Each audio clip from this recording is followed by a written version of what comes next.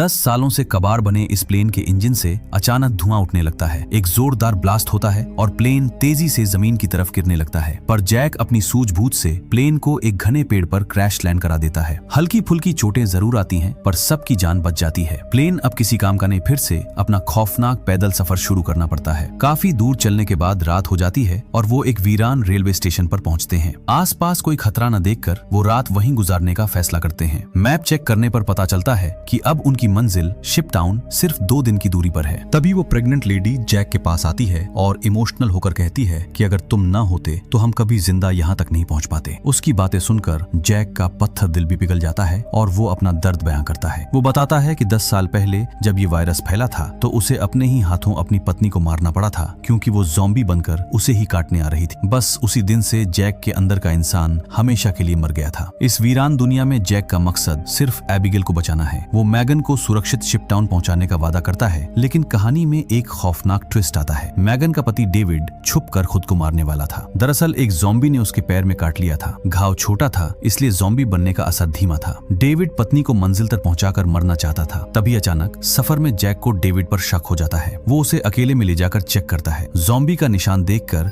Jack gun तान लेता है। डेविड किसी को नुकसान न पहुंचाने की कसम खाता है। जैक उसे एक आखिरी मौका देकर जिंदा छोड़ देता है। रात के अंधेरे में उन्हें एक रहस्यमयी घर दिखता है। अचानक तेज लाइट चमकती है और एक डरावनी आवाज गूंजती है। हथियार बाहर छोड़ने की शर्त पर उन्हें एंट्री मिलती है। एक अजनबी उन्हें घर के अंदर बुला लेता है। वो खुद को एक अकेला साइंटिस्ट बताता है। सालों बाद शानदार दावत देखकर सब खाने पर टूट पड़ते हैं। सब कुछ बदल जाता है जब साइंटिस्ट का खौफनाक सच सामने आता है। वो कहता है कि ये ज़ॉम्बी वायरस एक इवोल्यूशन है। कमजोर लोग मरेंगे और अब ज़ॉम्बीज को ही दुनिया पर राज करना चाहिए। ये डरावनी बातें सुनकर चारों के रोंगटे खड़े हो जाते हैं। तभी अचानक डेविड की तबीयत बुरी तरह बिगड़ने लगती है। वो दर्द में तड़पते हुए सीधा बाथरूम की तरफ भागता है। बाथरूम के शीशे में खुद को देखकर डेविड के होश हो जाते हैं, क्योंकि वायरस अब उसके पूरे शरीर में फैल चुका था। जैसे ही वो वापस हॉल में लौटता है तो एक भयानक नजारा उसका इंतजार कर रहा होता है। जैक और उसके सारे साथी जमीन पर बेहोश पड़े थे, क्योंकि उस धोखेबाज साइंटिस्ट ने उनकी शराब में बेहोशी की दवा मिला दी थी। ये सब देखकर डेविड गुस्से में सीधा साइंटिस्ट पर झपटता है, पर तभी वो चालाक आदमी अपने हाथ में पकड़े एक डिवाइस का बटन दबा देता है। पलक झपकते ही डेविड को भयानक कमजोरी महसूस होती है और वो बेबस होकर जमीन पर गिर पड़ता है। अब वो साइंटिस्ट अपना खौफनाक इरादा बताता है कि सालों की मेहनत से बना ये वही डिवाइस है जिसके दम पर वो दुनिया के किसी भी कोने में जा सकता है और सारे ज़ॉम्बीज को अपने इशारों पर नचा सकता है। यानी अब वो पूरी दुनिया का राजा बनकर सबको नचवाएगा। इसके बाद डेविड गहरे अंधेरे में डूब जाता है और जब उसकी आंखें दोबारा खुलती हैं तो वो खुद को और अपने दोस्तों को रस्सियों से बना हुआ पाता है, क्योंकि अब वो साइंटिस्ट उन पर अपना खतरनाक एक्सपेरिमेंट करने वाला था। तभी वो एक रोंगटे खड़े कर देने वाला सवाल पूछता है, क्या तुम लोग मेरी बीवी से मिलना चाहोगे? सामने एक पिंजरे में उसकी पत्नी कैद थी, जो अब एक खूंखार ज़ॉम्बी बन चुकी थी, जिसे वो जिंदा इंसानों का गोश्त खिलाता था। हैरानी की बात तो ये थी कि ये जादुई डिवाइस भी उसने अपनी इसी बीवी पर तजुर्बे करके बनाई थी। जैसे ही वो पिंजरे का दरवाजा खोलता है, उसकी ज़ॉम्बी बीवी सबसे पहले उसी पर झपट पड़ती है, लेकिन वो झट से उसे कंट्रोल करके उन चारों की तरफ मोड़ देता है। वो सीधे जैक पर जानलेवा हमला करती है, पर जैक पूरी ताकत से लात मारकर उसे पीछे धकेल देता है। ठीक इसी वक्त डेविड अपने अंदर मौजूद वायरस की ताकत से झटके में रस्सियां तोड़ डालता है और अपने दोस्तों को भी आजाद कर देता है। खतरा भांपकर घर का मालिक वहां से तुरंत भाग निकलता है और ये चारों भी अपना सामान उठाकर तेजी से बाहर की तरफ दौड़ पड़ते हैं। लकीली बाहर उन्हें उसी साइंटिस्ट की गाड़ी मिल जाती है और वो तुरंत उसमें बैठकर जंगल की ओर निकल भागते हैं। लेकिन वो सिरफिरा साइंटिस्ट इतनी आसानी से हार कहां मानने वाला था। वो अपने डिवाइस के जरिए ज़ॉम्बीज के एक बड़े झुंड को उनके पीछे लगा देता है। जैक गाड़ी की स्पीड बढ़ाकर उन खूंखार लाशों को काफी पीछे छोड़ देता है, लेकिन तभी एक नई मुसीबत सामने आती है। आगे का रास्ता पूरी तरह से बंद था। अब उनके पास पैदल भागने के सिवा कोई और चारा नहीं बचा था। लेकिन वो थोड़ा सा ही पैदल आगे बढ़े थे कि मौत बनकर वो ज़ॉम्बीज दोबारा उन तक पहुंच जाते हैं। वक्त रेत की तरह फिसल रहा था, क्योंकि डेविड की रगों में वायरस तेजी से फैल चुका था। वो समझ जाता है कि मौत अब कुछ ही पल दूर है, इसलिए वो अपने साथियों को आगे भेजकर खुद ज़ॉम्बीज के सामने ढाल बनकर तन जाता है। उसकी बीवी रोते हुए उसे रोकना चाहती है, पर डेविड मुस्कुराकर कहता है कि तुम्हें हमारे आने वाले बच्चे के लिए जिंदा रहना ही होगा। बस इतना कहकर वो खूंखार लाशों के झुंड पर भूखे शेर की तरह टूट पड़ता है। वो अपनी आखिरी सांस तक ज़ॉम्बीज को उलझाए रखता है ताकि उसके साथी सुरक्षित निकल सकें। लेकिन तभी एक ज़ॉम्बी का जानलेवा हमला डेविड को हमेशा के लिए सुला देता है। इधर जैक प्रेग्नेंट मैगन को गोद में उठाकर पागलों की तरह भागता है और फाइनली वो एक इंसानी बस्ती के पास पहुंच जाते हैं। पीछे ज़ॉम्बीज का पूरा झुंड था, इसलिए एबिगेल पूरी जान लगाकर मदद के लिए चीखती है। उसकी आवाज सुनकर टावर पर बैठे गार्ड्स तुरंत हरकत में आते हैं और स्नाइपर से गोलियां बरसाकर उन्हें शानदार कवर देते हैं। पलक झपकते ही एक रेस्क्यू बोट वहां आती है और तीनों उसमें बैठकर सुरक्षित शिप टाउन पहुंच जाते हैं। आगे गहरा पानी देखकर काले चेहरे वाला वो भयानक ज़ॉम्बी अपनी खूंखार फौज को वहीं रुकने का इशारा करता है। किस्मत से इस बस्ती में बेहतरीन डॉक्टर्स मौजूद थे जो दर्द से तड़पती मेगन का तुरंत इलाज शुरू करते हैं। अगली सुबह हम जहाजों को जोड़कर पानी के बीचों बीच बसाया गया एक शानदार शहर देखते हैं। जैक इस जगह को जल्द से जल्द छोड़ना चाहता है, लेकिन एबिगेल को इन महफिलों और लोगों का चस्का लग चुका था जिस पर दोनों के बीच तीखी बहस होती है। पर तभी डॉक्टर आकर एक दिल तोड़ने वाली खबर सुनाती है। मेगन ने एक प्यारी बच्ची को जन्म तो दिया है, लेकिन हद से ज्यादा खून बहने की वजह से अब वो नहीं बचेगी। ये सुनते ही जैक का दिल बैठ जाता है और वो भागकर कमजोर मेगन के पास पहुंचता है। मरते हुए मेगन अपनी आखिरी सांसों के साथ वो बच्ची जैक के हाथों में सौंप देती है, जो जैक को अपनी मरी हुई बीवी की याद दिलाती है और वो उस बच्ची को अपना लेता है। दूसरी तरफ एबिगेल एक हैंडसम लड़के के साथ शानदार म्यूजिक और ड्रिंक्स एंजॉय कर रही थी। उसे यहाँ की रंगीन जिंदगी से प्यार हो गया था, लेकिन सब कुछ बदल जाता है जब एबिगेल उस लड़के का पीछा करते हुए चुपके से एक खुफिया कैबिन में घुसती है। अंदर का नजारा देखकर उसके रोंगटे खड़े हो जाते हैं, क्योंकि पूरा कमरा खतरनाक तारों और भारी बमों से भरा पड़ा था। जैसे ही वो कांपते हाथों से वहां लटके एक वायरलेस स्विच को छूती है, वो लड़का घबराकर अंदर भागता है। वो एक खौफनाक सच बताता है कि मुसीबत आने पर वो इस स्विच से पूरे शिप टाउन को पल भर में राख कर सकते हैं। लेकिन उन दोनों को इस बात का जरा भी अंदाजा नहीं था कि तबाही का ये भयानक दिन कितनी जल्दी उनकी चौखट पर दस्तक देने वाला है। वो पागल साइंटिस्ट मौत बनकर वहां पहुंच जाता है। उसने देखा उसके कई ज़ॉम्बी मारे जा चुके हैं। गुस्से में वो अपने डिवाइस का बटन दबाता है और काले चेहरे वाले ज़ॉम्बी राजा को कंट्रोल कर लेता है। अब गहरा पानी भी शिप टाउन को नहीं बचा सकता था। ज़ॉम्बी पानी के नीचे से अचानक भयानक हमला कर देते हैं। चारों तरफ चीख पुकार और मौत का खौफनाक मंजर था। जैक को एबिगेल की बहुत चिंता होने लगती है। वो ज़ॉम्बीज को चीरते हुए एबिगेल तक पहुंच जाता है, पर वो साइंटिस्ट एबिगेल को जोरदार पंच मारकर गिरा देता है। जैक गुस्से में उस साइंटिस्ट की तरफ दौड़ता है, लेकिन एक ज़ॉम्बी जैक को धक्का देकर टैंक में फेंक देता है। बदला लेने के लिए साइंटिस्ट भी वहां पहुंच जाता है। वो जैक को लात मारकर बुरी तरह गिरा देता है। जैक जानता था कि उससे सीधा लड़ना एकदम बेकार है, इसलिए जैक चालाकी से सीधा उस डिवाइस पर झपटता है और उसे जोर से दीवार पर मारकर चकनाचूर कर देता है। अब साइंटिस्ट की सारी पावर पल भर में खत्म हो चुकी थी।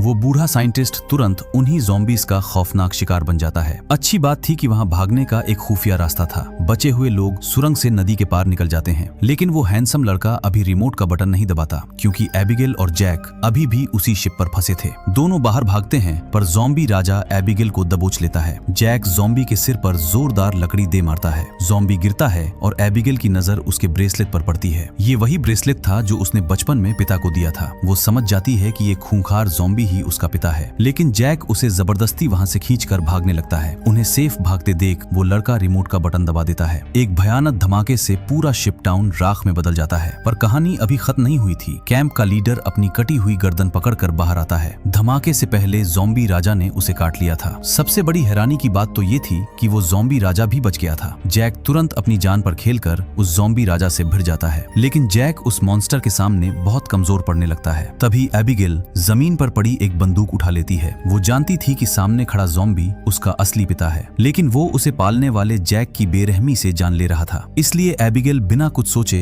अपने ज़ॉम्बी पिता को गोली मार देती है। अगर वो ऐसा नहीं करती तो वहां मौजूद सब लोग मारे जाते। इसके बाद जैक और एबिगेल फूट फूट कर रोते हुए गले लग जाते हैं। अब वो बचे हुए लोगों के साथ समंदर की तरफ देखते हैं और एक सुनसान टापू पर नई इंसानी बस्ती बसाने का